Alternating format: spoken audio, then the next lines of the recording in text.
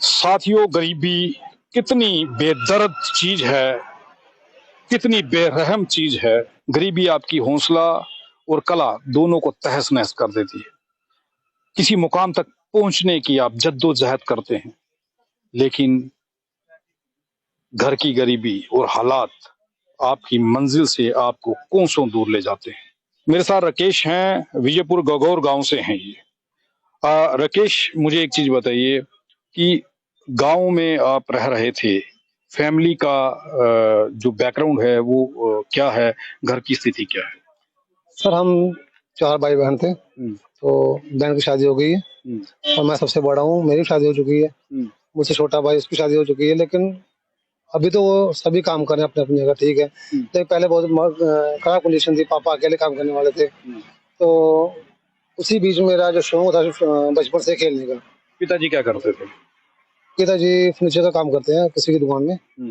तो वहीं पर जो दिहाड़ी लगाते हैं, मतलब दिहाड़ी लगा करके परिवार का गुजर बसर जो है वो हो रहा था। अच्छा, एथलीट की ट्रेनिंग आप ने कब से लेना शुरू की और किस कोच से ले रहे हैं? लगातार एक ही कोच है या चेंज किए? नहीं सर, मेरा शुरू से एक ही कोच है। 2010 से मैं प्रैक्टिस कर रहा हूँ। जनाब शमसुद्दीन कोच जो एम स्टेडियम में मेरी ड्यूटी उनकी पहले, तो अभी वो उनकी ड्यूटी सांबा में है। तो उन्हीं के पास मैं प्रैक्टिस कर रहा हूँ। तो 2010 से मैंने 13 तक खेला। तो उस समय मैंने पहले आंध्र प्रदेश में खेला था नेशनल। तो उस समय क्वालिफाई किया था आंध्र प्रदेश में। फिर लखनऊ में गया, वहाँ क्वालिफाई किया। तो फिर जम्मू में हमारे डिस्ट्रिक्ट कॉम्पिटिशन हुए, जिसमें मैंने 1500 मीटर गोल्ड मेडल निकाला। तो उसके बाद 5 किलोमीटर गोल्ड मेडल निकाला। फिर मस्ट ट्रेड की जो बैटल्स की कंपटीशन होते थे, तो वो लड़े मैंने। तो उनको भी मैं 4 जो मेडल निकाले हैं, जो कि बैटल की गोल्ड, सभी गोल्ड ही हैं। अच्छा जी। तो उसके बाद इंटर स्कूल हुआ था हमारा, स्टेडियम के थ्रू गया था मैं खेलने। तो उसमें मेरा ब्रॉन्ज मेडल आया था। तो अच्छा, ये तब कितनी उम्र थी जब आपने एथलीट की ट्रेनिंग लेना शुरू की? 24 साल। 24 साल की। तो परेशानियां कहाँ पर रही हैं? देखिए, पता ये चल रहा है कि आपकी सारी कहानी सुनने के बाद कि गरीबी ने आपको रोक रखा है, जिसकी वजह से आप अपनी स्पोर्ट्स के जिस खित्ते में कामयाब होना चाहते थे, उसमें कामयाब होने में परेशानी आ रही। सर मैं बड़ी मामा में एक शॉप है छोटी सी, जो मैं खोली हुई है। तो वहीं मैं काम करता हूँ। तो उस समय कुंवारा था, तो दुकान में रहता था। तो स्टेडियम जाता था खेलने के लिए। तो धीरे धीरे दुकान में काम काम निकलना कम हो गया, पैसे कम होते गए। तो अपना खर्चा निकालना मुश्किल हो गया। तो फिर भी मैं खेलता रहा जितना मुझसे हुआ। तो 2013 के बाद मैंने छोड़ दिया खेल, क्योंकि पैसों की कमी थी।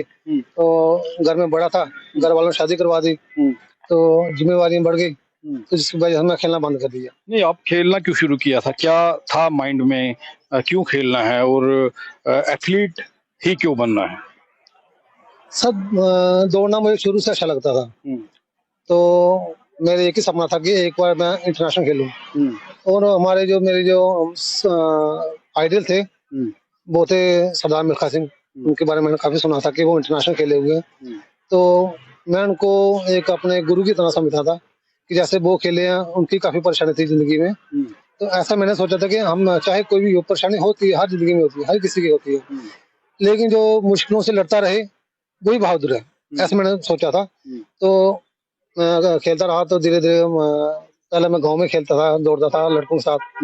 तो गांव से निकला, फिर एक लड़का था खेमराज, जिसने मुझे बोला कि राकेश तुम दौड़ता शायद स्टेडियम चला जा, तो उससे तुम्हें बाहर खेलने का मौका मिलेगा। और सबसे बड़ी बात कि मुझे ये नहीं पता था स्टेडियम कहाँ पे है। अच्छा। मैंने काम जम्मू में सीखा हुआ है जो बार्बर का, लेकिन मुझे ये पता नहीं था स्टेडियम कहाँ पे है। तो 1 महीना लग गया मुझे स्टेडियम ढूंढते कि स्टेडियम कहाँ पे। फिर मुझे एक लड़का था, उसने बताया कि जीवन चले जाओ तो वहाँ आपको स्टेडियम मिल जाएगा। तो स्टेडियम गया, मैंने पूछा जो बाहर सिक्योरिटी वाले थे, तो उन्होंने बोला कि बोलो। मैंने बोला प्रैक्टिस करनी है तो कोच से मिलना। उन्होंने बोला कि अंदर जाओ, चले जाओ, तो कोच मिल जाएंगे आपको, तो उनसे कर लेना। मैं कोच के पास चला गया। तो सभी बैठे थे, बच्चे उनके साथ पास बैठे थे। तो उन्होंने बोला हाँ भी क्या? मैंने बोला सर मैं दौड़ना चाहता हूँ। तो उन्होंने बोला क्यों, भर्ती देखने जा, क्या चक्कर है? तो मैंने उनको बोला सर मैं शौक है, तो शौक के लिए कर रहा हूँ।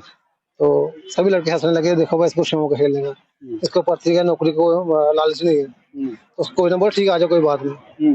तो मेरे जाने के बाद 15 दिन के बाद ट्रायल होगी, जो कि नेशनल टीम जा रही थी आंध्र प्रदेश में। तो उन्होंने मुझे 3 किलोमीटर लगाने के रेस लगाने के लिए बोला। ये कब की बात है? ये 2010 की बात है। 2010। हाँ जी। तो जब मैं रेस लगाया तो वहाँ पे एक लड़का था मक्खन सिंह, जो मुझसे पहले काफी 2 साल से प्रैक्टिस कर रहा था। उसके साथ मेरी रेस लगी, उसको मैंने 800 मीटर लीड दे दी 3 किलोमीटर में।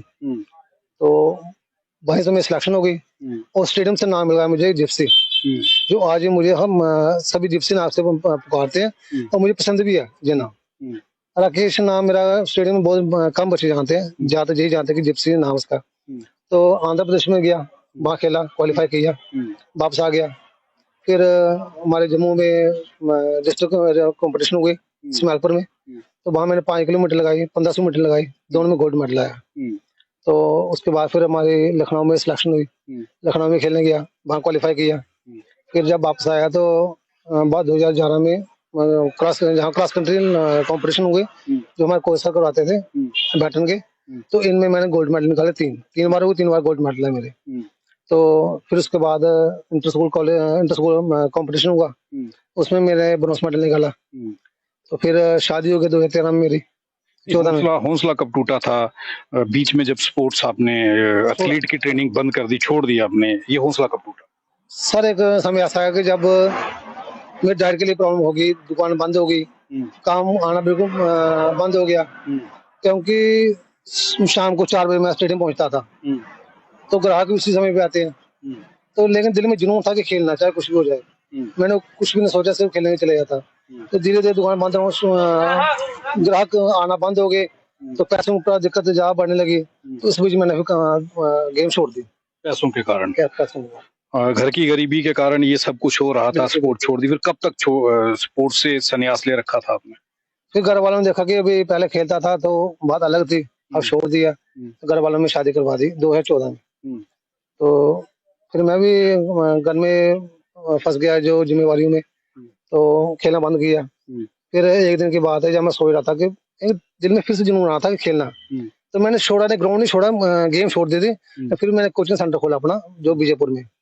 तो काफी सारे बच्चे थे मेरे पास जो खेलते थे, तो मैं उनको प्रैक्टिस करवाता था। उसमें मैंने पर बच्चा 500 रुपये फीस रखी थी, इसलिए ताकि बच्चे ये ना सोचे हम फ्री कर रहे हैं और नहीं जाएंगे। अगर पैसे दिए होते तो हर कोई बच्चा आता है। तो वो भी मैंने कोई 1 साल चलाया, तो उसके बाद बंद कर दिए। ग्राउंड अपना नहीं था ना, तो किसी का ग्राउंड था, उन्होंने वहां पे गेहूं लगा दिए, तो मेरे बच्चे खज्जल हो गए सभी, मैं छोड़ दिया। फिर एक दिन की बात है, मैं सोच रहा था कि खेलना था, फिर से खेलना, कुछ भी हो जाए। तो दिल में एक जुनून आ रहा था कि खेलना, तो खेलना कैसे, ये दिक्कत थी कि पैसे कहाँ से लेने हैं। पहले कुमारा था, बात अलग थी, अब शादी हो गई है, तो परिवार है, बीवी है, बच्चे हैं, माँ बाप है, हर रिश्तेदार देखना पड़ता है। तो सोचते मुझे रात के 3 बज गए, ना नींद आए, तो नींद इसमें नहीं आ रही कि खेलना कैसे है। तो फिर ऐसे सोचा, टाइम देखा 3 बज गए सुबह के, तो मैं सोचा कि ऐसा ना हो कि सुबह तक पागल ही ना हो जाऊं मैं सोच के। तो अगले दिन मैंने अपने कोच को फोन किया, मैं बोला सर मैं फिर से खेलना चाहता हूँ, प्रैक्टिस करना चाहता हूँ।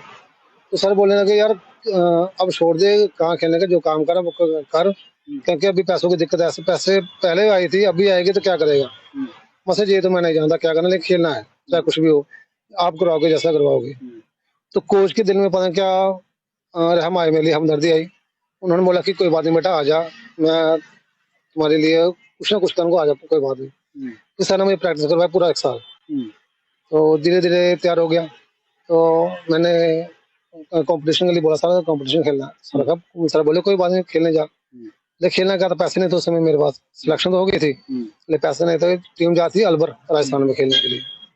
तो मैंने कोच सर को फोन किया, सर टीम तो जा रही, पैसे नहीं है। तो उन्होंने बोला बेटा तो जाने की तैयारी कर, पैसों की चिंता मत कर। मैंने बोला ठीक है। तो उस समय मेरी एंट्री फीस लगी थी 500 रुपया, मैंने जमा करवाया था स्टेडियम में।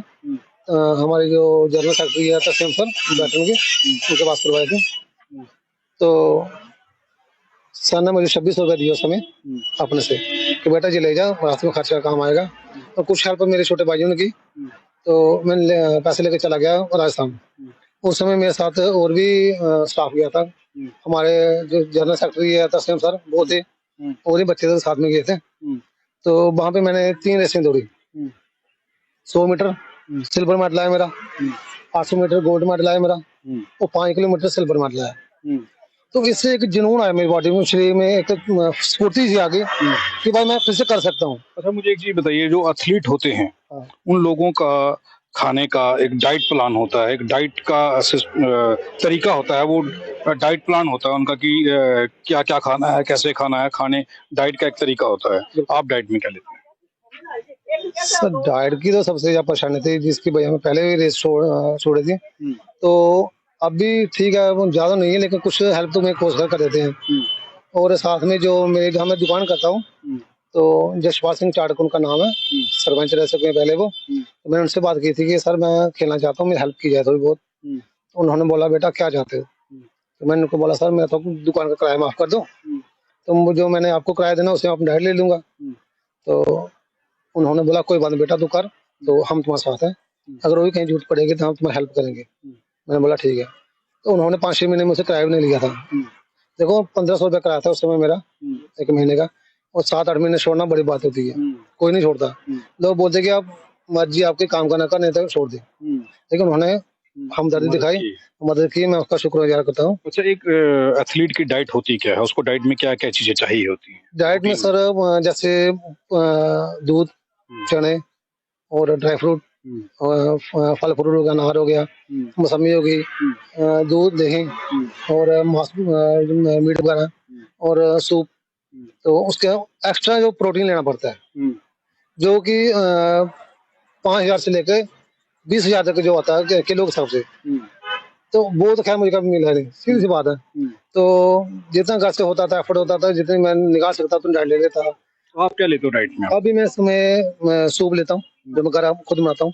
वेजिटेरियन? नहीं, नॉन वेज। नॉन वेज ज्यादातर वो मुर्गे के जो पंजे होते हैं, तो उनको मैं ज्यादा उबाल के उनका सूप ही लेता हूँ, और बीच में दूध मिल जाता कभी कभार, तो थोड़ा बहुत फ्रूट मिल जाता, बस यही डाइट है। हाँ। और मैं सोचता हूँ अगर मुझे प्रॉपर डाइट मिले, तो जो अभी तो मेरा नेशनल मेडल आया हूँ, तो अगर पूरी डाइट मिले तो इंटरनेशनल खेलना कोई बड़ी बात नहीं है। देखो सिलेक्शन हो चुकी है मेरी, सिलेक्शन सुबह हो चुकी है, तो अगस्त महीने मैंने खेलने के लिए जाना श्रीलंका में। तो अभी सिर्फ मेरे पास 1 महीना बचा हुआ है। आज जून महीना खत्म हो रहा है, जुलाई महीना बीच में है, और अगस्त में जाना है। तो अगर इस 1 महीने में मुझे पूरी डाइट मिले, तो कोच में शबर कराएंगे, तो मेरा इतना अनुमान है, मैं अपना भरोसा है पूरा अपने पर, अपने कोच सर पर, कि मैं इंटरनेशनल मेडल ले आऊंगा। ये आपको यकीन है? हाँ जी बिल्कुल। अगर लोग आपका हाथ थाम लें, हाँ जी, जो खर्चा आप बता रहे हो, वो खर्चा अगर लोग आपका टिकट का खर्चा उठा लें, हाँ जी, तो आपकी डाइट का अगर बंदोबस्त हो जाए, तो आप मेडल ला सकते हो, गोल्ड। बिल्कुल बिल्कुल सर, मैं ला सकता हूँ। दावा कर रहे हैं? बिल्कुल। देखो ये अभी उन्होंने मुझे बोला कि 22,000 रुपये उनको हमने देना है, जो टीम लेके जा रहे हैं। उसके अलावा जो टिकट का किराया, आने जाने का, फ्लाइट का किराया, वो खुद अपना है। तो अगर पैसों का बंदोबस्त हो जाएगा, अगर हमारा जो एलजी सर है, जहाँ प्रशासन है, जहाँ आम जनता हेल्प करती है, तो फिर तो मैं खेलने के लिए जाऊंगा, और परफॉर्मेंस अच्छी लाकर तो मेडल भी लेके आऊंगा। तो अगर पैसों का इंतजाम नहीं हुआ तो मुश्किल हो जाएगा, फिर मुश्किल हो जाएगा। हाँ। आप अगर लोग साथ में दावा दे, जो आप दावा कर रहे हैं, अगर लोग आपका साथ देते हैं, सपोर्ट करते हैं फाइनेंशियली, तो आप दावे से कह सकते हैं कि आप गोल्ड लेके आएंगे? बिल्कुल सर, बिल्कुल। क्योंकि मेरा सपना यही है कि एक बार विदेश में अपना तिरंगा लहराना। देखो मैं तो ना तो अभी किस जॉब के लिए कर रहा हूँ, कुछ ऐसे होते हैं कि जैसे आर्मी में होते हैं, जहाँ पुलिस में होते हैं, वो अपनी सरकार के लिए करते हैं, जहाँ उनको उम्मीद होती है कि मेरी प्रमोशन हो जाएगी, आर्मी में प्रमोशन हो जाएगी, पुलिस में प्रमोशन हो जाएगी। मेरा ऐसा कुछ नहीं है, मैं सिर्फ एक एम है कि मैंने इंटरनेशनल खेलनी है, और अपना तिरंगा जो विदेश में लहराना है, ताकि इससे एक प्रेरणा मिले। जो मेरे पीछे युवा आ रहे हैं, जो नशे में लगे हुए हैं, वो सोचेंगे कि गरीब बच्चा अगर खेल सकता है तो हम भी खेल सकते हैं। इससे एक ही चीज है मेरे दिल में सोचा हुआ कि अगर मेरे खेलने से 2 आदमी भी अगर नशा छोड़ देते हैं, तो मेरी मेहनत पूरी हो जाएगी। ये आपकी सोच है और ये मिशन है आपका, कि नशे से लोगों को दूर करके स्पोर्ट्स की ओर या एथलीट बनाना। ये बिल्कुल। देखो जैसे अभी सबको पता है कि गरीबी की हालत में खेल रहे हैं, शादी हो गई है, बच्चे हैं, तो खर्चा करना मुश्किल हो जाता है, उसके बावजूद मैं खेल रहा हूँ। तो इस चीज का लोगों पे पूरा जो पीछे हमारे युवा आ रहे हैं, पूरा असर पड़ेगा। अब वो सोचेंगे कि अगर ये कर सकता हम क्यों नहीं कर सकते। जो पैसा वो नशे में वेस्ट करते हैं, वो अपनी डाइट पे लगाएंगे और आगे खेलेंगे। और मुझे इतना अच्छा, यकीन है। मेरा एक चीज ये आपको पूछना था, आपने शुरुआत में ये कहा कि मिल्खा सिंह मेरे आइडल थे, कब पता चला आपको मिल्खा सिंह के बारे में, और मिल्खा सिंह आइडल कैसे बन गए? सर मैं तो काफी देर से जो गेम जहाँ खेलते थे अपने गांव में, तो फोटो देखा था मैंने, घर में रखा था उनका, जो मिल्खा सिंह का काफी पुराना देखा था। शुरू से सुनते आए थे कि मिल्खा सिंह का अच्छा दौड़ता है, इंडिया का प्लेयर है, और उसको खिताब मिला हुआ है फ्लाइंग सिख का पाकिस्तान से। और मैंने सोचा था कि वो पाकिस्तान में जाके एक जो दुश्मन देश जिसको बोलते हैं आपस में टकराव है, तो उन्होंने उसको उस प्रेरणा से लेके अच्छा खेल देखा उन्होंने, तो उन्होंने सीखा उनसे, अब अच्छा खेलता है, तो उन्होंने एक खिताब दिया हर चीज को बुला के। ऐसा ही मैं सोचता हूँ कि जैसे अगर वो कर सकते हैं, हम क्यों नहीं कर सकते। एक मिल्खा सिंह भी एक, जब वो मूवी तो उसकी बाद में आई थी, जो मिल्खा बाग मूवी तो बाद में आई है, लेकिन मैं उनका पहले से फैन हूँ। तो उन्हीं को सोच के करता था कि हाँ भी एक दिन कुछ ऐसा करना कि जैसे मरने के बाद दुनिया याद करे। राकेश कुमार की दिल की ख्वाहिश है कि वो तिरंगा विदेश में फहरा सकें, भारत का तिरंगा विदेश में फहरा सकें, वहां पर टूर्नामेंट के लिए जा सकें, लेकिन कारण एक ही है, राकेश के पास पैसा नहीं।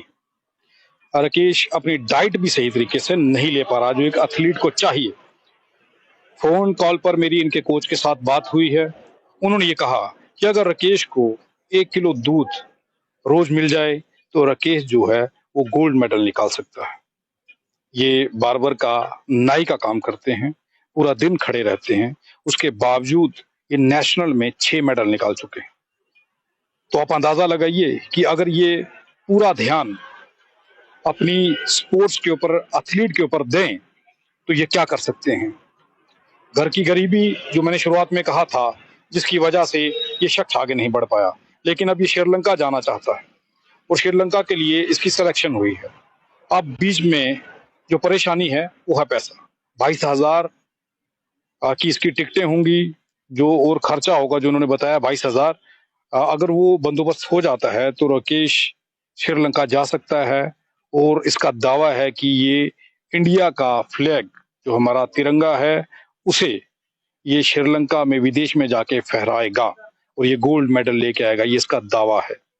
राकेश का अकाउंट और इसका मोबाइल नंबर हम नीचे मेंशन कर रहे हैं। जो लोग राकेश से बात करना चाहते हैं या किसी तरीके की इसकी मदद करना चाहते हैं कि ये भविष्य में आगे बढ़ सके, तो वो इसकी मदद कर सकते हैं। आप देखते रहें आरटीआई इंडिया न्यूज, लोकतंत्र का पहरेदार, ताकि हम दिखा सकें आपको वो खबरें जो नहीं दिखाई जाती या फिर जो नहीं दिखाना चाहते। धन्यवाद।